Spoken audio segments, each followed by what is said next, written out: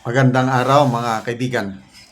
Pag-usapan natin ngayon ang disqualification case na naisampa laban kay self-confessed drug lord Kerwin Espinosa, tumatakbong pagkamayor sa Albuera, Leyte.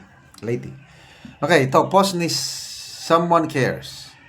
Naharap sa disqualification si Albuera Mayor Bet Roland Kerwin Espinosa dahil umano sa paghahamon ng barilan kay Leyte Representative Richard Gomez na itinuturing na banta at pananakot. Okay. So, sinearch ko dito sa inquirer.net na balita. Yun nga, nakabalita dito. Nag-file si Ormoc City Mayor Lucy Torres Gomez ng disqualification case. So, basahin ko Tacloban City. A petition for disqualification was filed against Albuera Mayor candidate Kerwin Espinosa for allegedly challenging Leyte Representative Richard Gomez to a gunfight, an act considered a threat and form of intimidation. Ormoc City Mayor Lucy Torres Gomez filed an 11-page petition before COMELEC on May 6 seeking to cancel Espinosa's candidacy. According to Lucy, the incident constitutes violation of Section 68 in relation to Section 261 of the Omnibus Election Code, which prohibits acts of violence or threats against opponents during the election period. Espinosa, in a statement he posted on social media on Wednesday night, said he was ready to respond to the disqualification case filed by Lucy. Sabi ni Espinosa, I am not afraid of the disqualification case you filed against me. I will answer that. I have, ito parang umaamin na siya na madidisqualify siya. I have my younger sister who will succeed me. I have planned this all along, added Espinosa, whose sister Mariel is running for vice mayor of their native Albuera. Okay, the petition for Espinosa's disqualification stemmed from a Facebook Live video posted by Espinosa on April 30. In the 40-minute broadcast, which was viewed live by over 900 people and garnered more than 70,000 views, ito na, klarong ebidensya ito Espinosa challenged Gomez,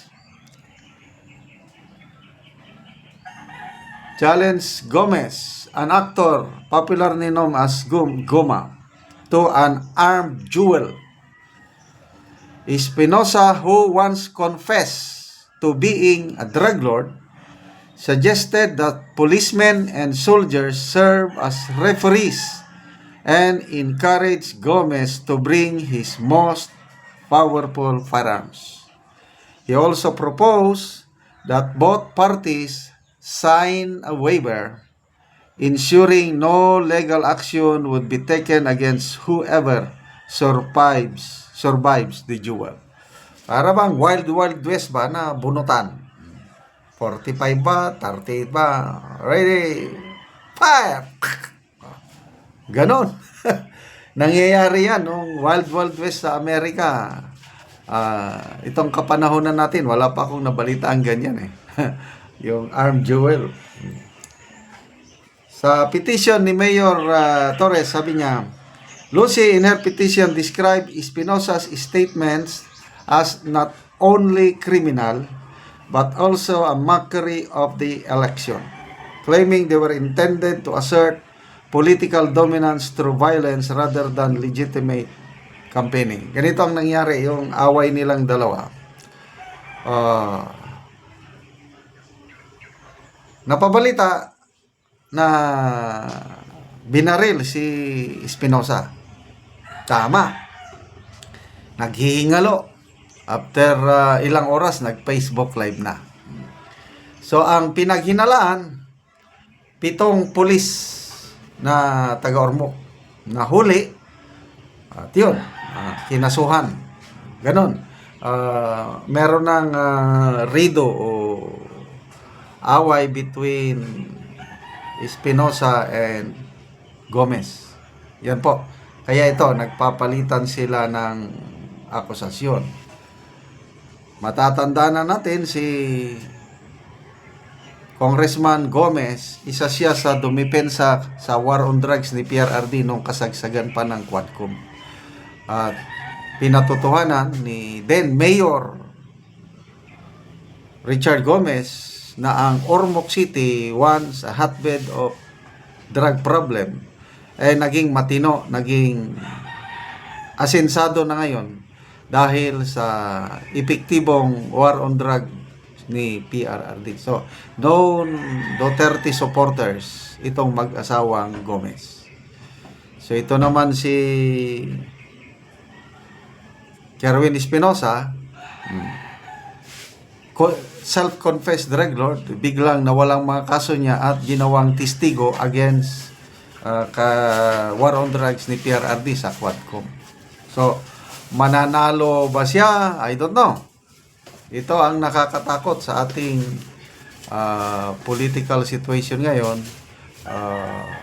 Pag manalo ang mga self-confessed drug lord, nako, ano na kayang mangyari sa atin? Ito pa, nadagdagan pa, balita. Yung si former Iloilo Mayor Jed Mabilog na kasama sa drug list ni PRRD nung panahonan niya, napatawan ng executive clemency at ngayon in-appoint na ni Speaker Martin Romualdez special advisor effective May 1, 2025. So, grabe. I don't know magkano ang salary niya, special advisor. Kailang tayo po, mga taxpayers, ang magbabayad sa sweldo ng alleged o suspected na drug lord, kinuhang special advisor. Ano naman ang kanyang field of expertise na maitutulong sa paggawa ng batas? So, yun na po ang mga pangyayari. May alleged o self-confessed drug lord, mananalong mayor. Nako. May alleged o suspected drug lord, special advisor to the Speaker of the House. Okay, mga kaibigan, salamat sa inyong pagtangkilik sa ating channel. Nakakatulong kayo ng malaki sa Tribong Talandig. Namimigay po tayo ng yero at pako para ma-repair ang mga sira-sirang bahay ng Tribong Talandig. Namimigay din tayo ng livelihood assistance para matulungan ang kanilang pangkabuhayan. Kung may nagpapatanim tayo ngayon ng saging lakatan, kung may tinanim, may aanihin, panoorin nyo ang video na ito. Anak ko saging ni Manoy og nag-abono siya. Unsa man naman yung abono? Kuan. Dopos, Nopos og kuan. complete, Complete ammonium, ammonium. May akong gi kuan diri, abono. abono. Para dali ra mangunod. Pila gani ni Manoy kapunuan nimong saging? 210 ni. 210. 210. Kining So, akong kuan diri. So maayo gid Manoy. Maayo gid Manoy ang tubo sa imong saging lakatan. So 210 tanan. Gawas nga hinlo, maayo sad ang tubo sa saging ni Manoy. Og sige siya ani og kaabono. Kaya yan dan aga. Siya. Dijuan ang bababa.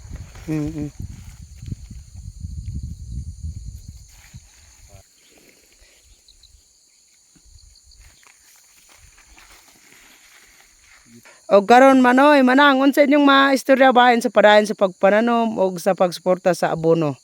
Maayog gyud nga kuan gihatagan mi sa magpadayon ang suporta sa naghatag aning mga saging ug abono. Mm. Aron mo lambo pag ayo ang among tanom Mm. sa maaning saging. Lagi. Aron dali ra ta maka-harvest. Mm. Mao hawas ta og kalisod kita mga kabus. Labi na og na ako'y mga estudyante na magpasalamat ko kung mangundod na kining among saging na anak ko ika-suporta sa akong mga eskwela. Oo. Kung di mi way among suporta nga saging, kining akong bana di na magwanta pagtrabaho kay Ginoo. Oo, salamat kay Manang. Umuuna ni ang makita saging ni Manoy sa iyang area sa Mount Kitang